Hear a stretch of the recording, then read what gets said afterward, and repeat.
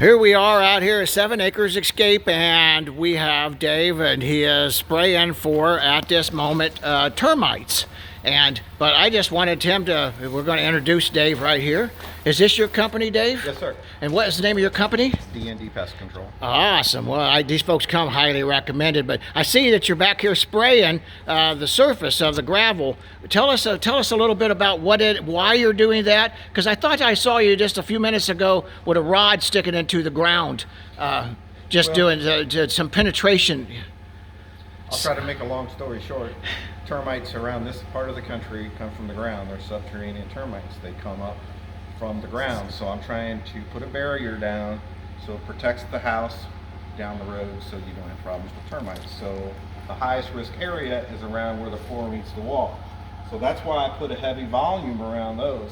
But then the termites are always foraging. They're going to try to come up underneath this floor. So then we spray the whole surface of the gravel so that way they can't come up through the cracks and crevices of the concrete after it cracks. Awesome. See, this is why now we're doing this. As you see, folks, this is pre-construction.